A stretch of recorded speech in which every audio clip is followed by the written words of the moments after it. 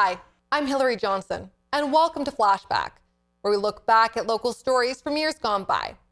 Today we go way back to June 18th, 1991, where the waters along Stewart, BC and Hyder, Alaska had a new visitor, the American Coast Guard cutter, the Anacapa, as it dropped anchor for a brief stay.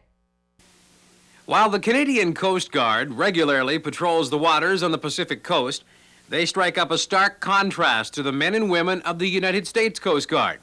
The big difference is that the American protectors of the waters are part of the military. Both Coast Guards do the same function, however, combining search and rescue with law enforcement. That foreboding military presence does give the U.S. Coast Guard quite a lift, especially in the vessel they use. Recently, one of the newest members of the American fleet, the Anacapa, paid a visit to Stewart and Hyder. The Anacapa is an example of a state-of-the-art vessel under the command of North Carolinian Kurt Springer. Correct. It was commissioned, it was built in just south of New Orleans, Louisiana. It's about a year and a half old. It's 110 feet long, has a crew of 16 persons on board, and we have one woman on board. We have a female officer who's my executive officer on board. What makes this particular vessel unique, or is it indeed not unique, and how many of them are there in the U.S. Coast Guard?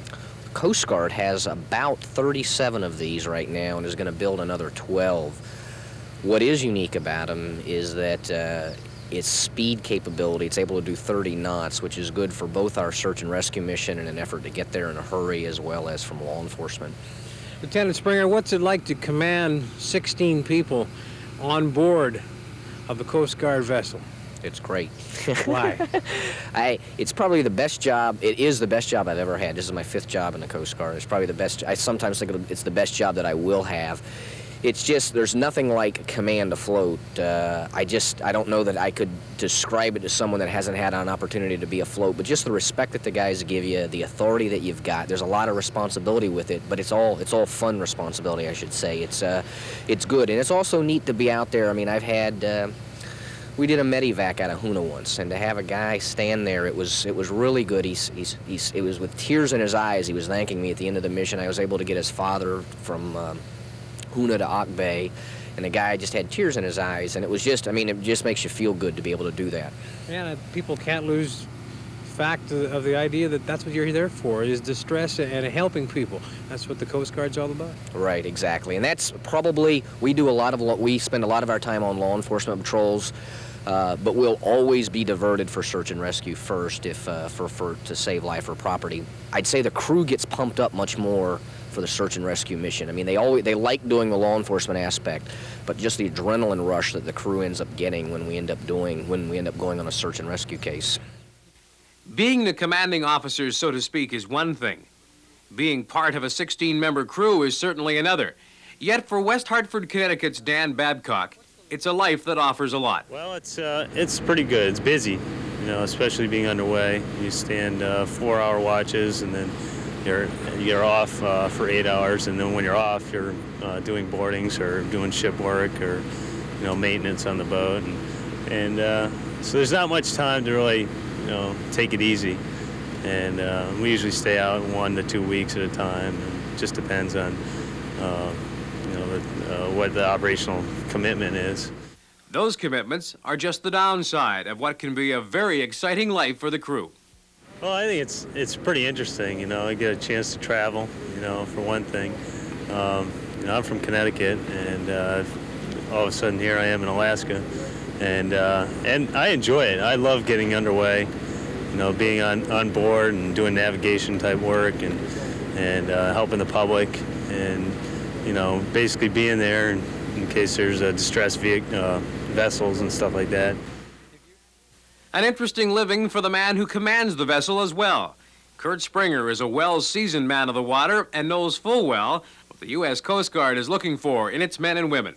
I think what the Coast Guard is looking for with somebody for command is just a variety of one is someone with some good managerial skills and possibly someone with some good interpersonal skills. Probably the biggest thing that is going to help me in the job is maybe not how technically proficient I might be, but that can I work with and can I motivate people to do things.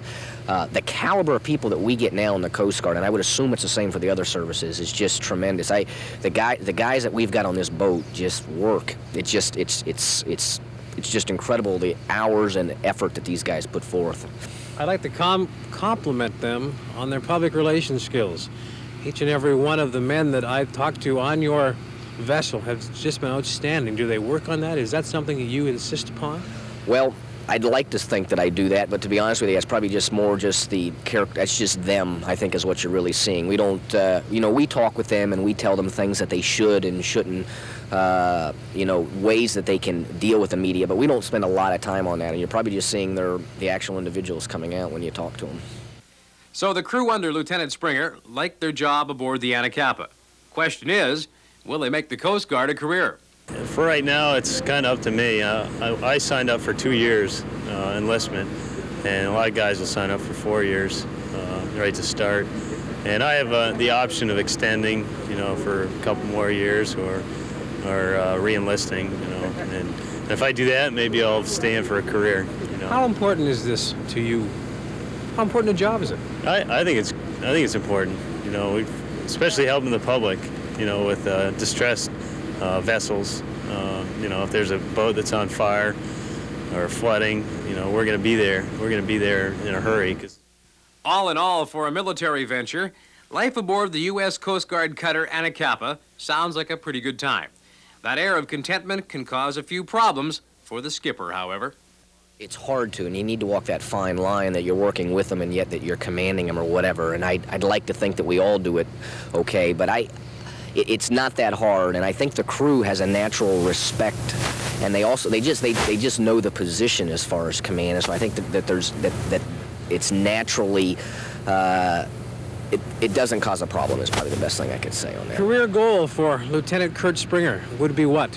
Well, I'm going from here to graduate school of the Coast Guard. I'll be going to Michigan State University, and then I'll probably be going to some staff assignment, at which time I'll be getting a master's in public administration. I'll probably be in for 20. I've been in about 9.5 now, so I'd be looking, if the Coast Guard will keep me around, then I'll be looking to stay in for 20 years.